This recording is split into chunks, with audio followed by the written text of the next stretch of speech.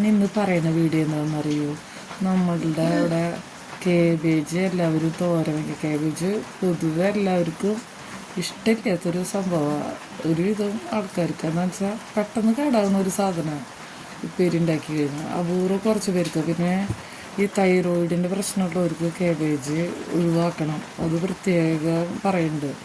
Cabbage എന്നാലും നമ്മൾക്ക് പെട്ടെന്നൊക്കെ അങ്ങനെ ഓഫീസ് ജോലിക്കൊക്കെ പോകുന്നവർക്കൊക്കെ എളുപ്പത്തിന് ചെയ്യാവുന്നത് പരിപ്പ് വേവിച്ച് വയ്ക്കുക. അത് കഴിഞ്ഞിട്ട് കേബേജ് അരിഞ്ഞതിൽ കുറച്ച് മഞ്ഞൾപ്പൊടി മുളക് പൊടി ഇട്ടിട്ടൊന്ന് വേവിക്കുക. അത് കഴിഞ്ഞിട്ട് നാളികേരത്തിൽ ഒരു തുണ്ട് ജീരകം, ഒരു പൊറ്റി വെളുത്തുള്ളി,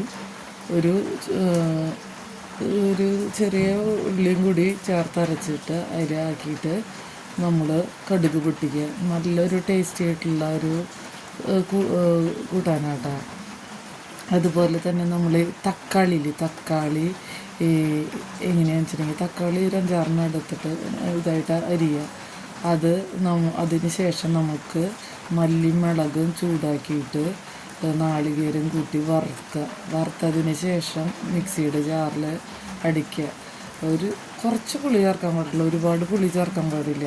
ഒന്നാമത് തക്കാളി ഇത്തിരി പുളിപ്പുള്ളതല്ലേ, അതും കൂടിയിട്ട് ഇതിലേക്ക് ഒഴിച്ചിട്ട് നമ്മൾ ഉള്ളി മൂപ്പിക്കുക. ഇത് മീൻ കൂട്ടാൻ പോലെ കഴിക്കാൻ നല്ല ടേസ്റ്റായിട്ടുള്ള ഒരു കറിയായിട്ടാണ്.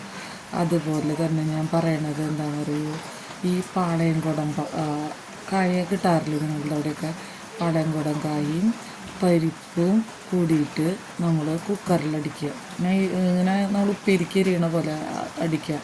അതിന് ശേഷം അതിൽ കുറച്ച് പുളി പിഴിഞ്ഞൊഴിക്കുക കേട്ടോ. അതിന് ശേഷം നമ്മൾ ഉലുവ, കായം, കടുക്, കറിവേപ്പില കൂടി പൊട്ടിച്ച് ഉപയോഗിക്കുക. ഇവിടെ തൃശ്ശൂർക്കാർ അതിനെ പുളിങ്കറി എന്നാണ് പറയണത്. നിങ്ങളുടെ നാട്ടിലെന്താ പറയണതെന്ന് അറിയില്ല. അത് നല്ലൊരു കറിയാണ്, എളുപ്പത്തിൽ ഉണ്ടാക്കാൻ പറ്റണ കറികളാട്ടോ. ഇതൊക്കെ ഉണ്ടാക്കണ വീഡിയോ ഇടണമെന്ന് ആഗ്രഹമുണ്ട്. പെട്ടെന്ന് സാധിക്കുമെന്ന് എനിക്കറിയില്ല. എനിക്ക് സമയം കിട്ടുമ്പോൾ ഇതൊക്കെ ഇടാട്ടോ. അങ്ങനെയും ഒരു കറി ഉണ്ട് എന്ന് പറയണം.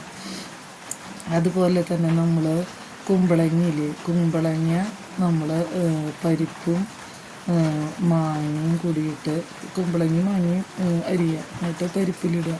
എന്നിട്ട് അതിൽ 2-3 വിസിലടിച്ച് കഴിയുമ്പോൾ അത് വേവും. മഞ്ഞൾപ്പൊടി മുളക് പൊടിയും ചേർക്കണം കേട്ടോ.